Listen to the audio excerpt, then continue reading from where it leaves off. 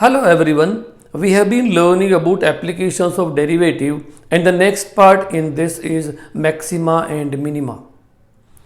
When we want to learn about maxima and minima, we will divide it into two parts. One is we will learn about the concepts of maxima minima and then we will go for methods of finding maxima and minima of any of the function. So in this video, we will learn about the concepts of maxima and minima.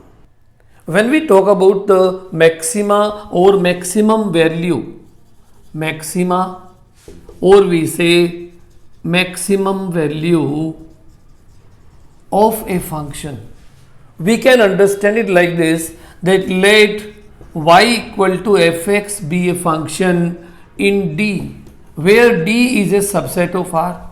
It means this is a real function and also it is a real valued function. And A is a real number such that fx is always less than equal to fa for every x belonging to D. Then fa is the maximum value of fx in D, and we say A is the point of maxima. A is the point of maxima. Similarly, when we learn about minima or minimum value of a function, the same function we can take y is equal to fx in D. But here we find B belongs to R or B is a real number such that fx is greater than or equal to fb for every x belonging to D. Then we say that fb is the minimum value or minima of fx, and B is the point of minima. A concept is more clear if we go with some example. So here we take one of the example to understand this concept also. Suppose we have been given a function fx is equal to 2 sin x plus 3 in the interval minus pi by 2 to pi by 2, and we have to find out the maxima and minima of it. So what we do to find the solution of such problem, we will take this particular function sin x. We know that sin x lies between minus 1 and plus 1 in the interval minus pi by 2 to pi by 2. If we multiply it by 2, we will get minus 2 less than equal to 2 sin x less than equal to 2. And now if we add 3 in this, we will get minus 2 plus 3 is less than equal to 2 sin x plus 3 is less than equal to 2 plus 3. Or we are getting 1 is less than equal to 2 sin x plus 3 less than equal to 5. It means what we find that fx is greater than equal to 1 and less than equal to 5. So what we can say that y maxima, that is maximum value of y, is 5, and y minima, it means the minimum value of y is 1 here. I think this must be more clear to you with the example. What are absolute maximum and absolute minimum values of a function? Absolute maxima or absolute minima. See, for a function y equal to fx, if it is defined in an interval AB, the maximum value of fx is only known as the absolute maximum value. The maximum value of fx in AB is the absolute maxima, and the minimum value of fx in the interval AB is the absolute minima, or we say absolute minimum value of the function. Now we will understand about local maxima and local minima of a function. Local maxima or minima.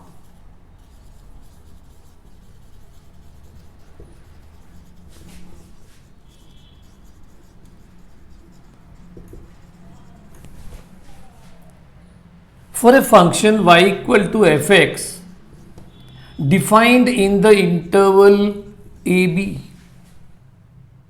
when we draw the graph of it, suppose we find it like this. This is the graph of y equal to fx. We find there are 2 points P and Q whose x coordinates are x1 and x2. So we are finding at x1 and x2 the curve is taking a turn. So we can define it like this, that for a function in the interval AB, if there is a point x1 such that fx is less than fx1 in the interval x1 minus h to x1 union x1 to x1 plus h, where h is a real positive number which is very small. What does it mean? It means that the point x1 is such a point, on the left of this we are finding the curve is increasing and on the right it is decreasing. This implies that fx is increasing on the left of x1 and decreasing on the right of x1. Then we say that fx1 is the local maxima and x1 is the point of local maxima. Similarly, if there is another point x2, x2 is a point such that fx is greater than fx2 and it is in the interval x2 minus h to x2 union x2 to x2 plus h. It means what? That on the left side of x2 the function is decreasing and on the right of it, it is increasing. This implies that fx is decreasing on the left of x2 and increasing on the right of x2. Then we say that fx2 is the local minima and x2 is the point of local minima of y equal to fx. Here we can also say that every local maxima or local minima is not same as the absolute maxima or absolute minima. Why? Because there may be some value in the interval AB where the value of the function is less than the local minimum value and it is greater than the local maximum value. If we want to understand the concept of local maxima and local minima in terms of derivative,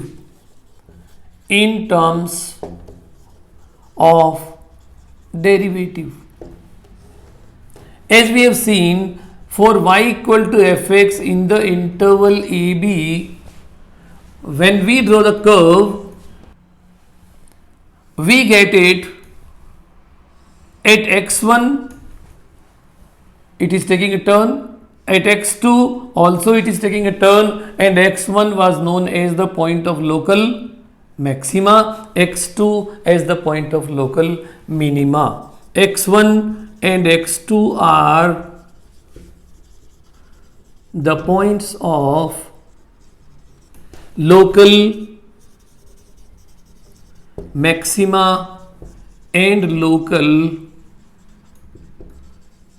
minima respectively. We have also seen on the left side of x1 the function is increasing and on the right side it is decreasing. So we can say for x1 on the left of it dy by dx will be greater than 0 and on the right of it we will find dy by dx is less than 0. We have already learnt this in the video for increasing and decreasing functions. For x1 we can say on the left dy by dx is greater than 0 and on the right dy by dx is less than 0. For x2 we can say on the left the function is decreasing and on the right it is increasing. So what we can say for x2 on the left dy by dx is less than 0 and on the right dy by dx is greater than 0 since it is increasing here. So can we say then to find out the points of local maxima and local minima that dy by dx changes sign from positive to negative at the point of local maxima and changing the sign from negative to positive for a point of local minima. So we can say that for the point of local maxima dy by dx changes sign from positive to negative, and for the point of local minima dy by dx changes sign from negative to positive. To find maxima and minima for a given function, second derivative is also very useful. How we can apply second derivative to find maxima minima? Let's learn that. Application of second derivative.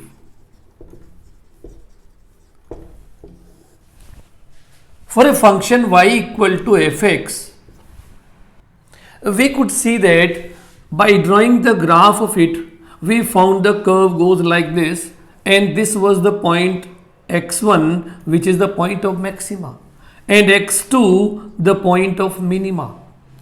On left of this we found dy by dx is greater than 0 because it is increasing on this side, and on this side we found dy by dx is less than 0. For minima, we found on this side dy by dx is greater than 0. x1 and x2 are the points of maxima and minima respectively.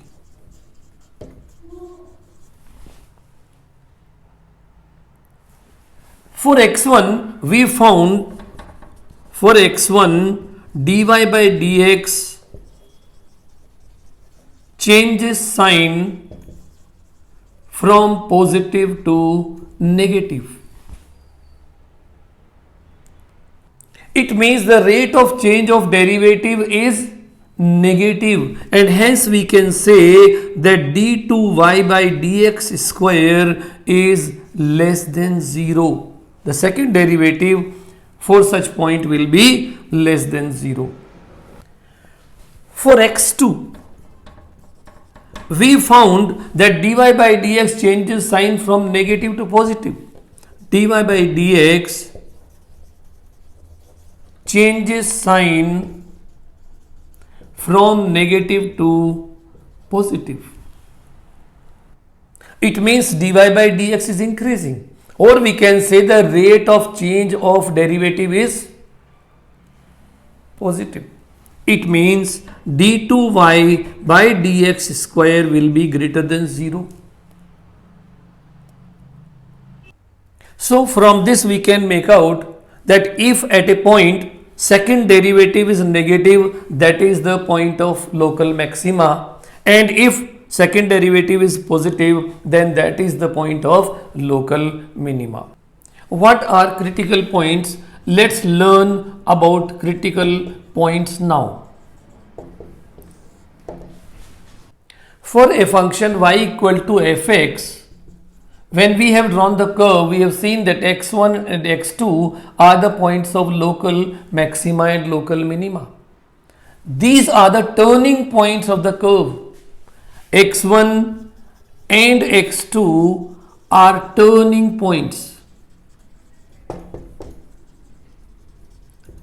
At these points, we find the curve is differentiable, and if we draw the tangent at such points, we find these tangents are parallel to x-axis. At these points, tangents are parallel to x-axis, and if they are parallel to x-axis, their slopes will be 0. It means slope are equal to 0, and we know slope of a line is given by dy by dx. It means dy by dx at such point will be equal to 0. So at these points where we find dy by dx is equal to 0, implies that x1 and x2 are critical points. What are points of inflection? Points of inflection. See, for a curve like y is equal to fx is a function, and when we draw a curve, we find the curve is like this, or it may be going up like this. We find this P is a turning point, and here Q is a turning point. This is suppose x1 and this is x2. We are finding at this x1 and x2 dy by dx is equal to 0. At x1 and x2 we find dy by dx is equal to 0. But we find that there is no change in the derivative, because on this side we find dy by dx is less than 0, and this side also dy by dx is less than 0, since it is decreasing on both the sides. Here we find dy by dx is greater than 0, and this side also dy by dx is greater than 0, since it is increasing. So we can write here dy by dx is less than 0, and this side also we find dy by dx is less than 0. For this, we are finding dy by dx is greater than 0, and this side also we find dy by dx is greater than 0. At such points, what we find, there is no change in the sign of the derivative, and hence we will find at such points d2y by dx square also will be equal to 0. Such points are known as points of inflection. So such points are points of inflection. In this video, we have learnt about all the concepts about the maxima and minima, what are the terminology and what are critical points, what are points of inflection, how to use the first derivative and how to use the second derivative. In the next video, we will be learning how to apply these concepts to find out the maxima and minima and the points of maxima and minima of a given function. Thanks for watching my video. If you have any comments or doubts, leave them in the comment box and I will get back to you.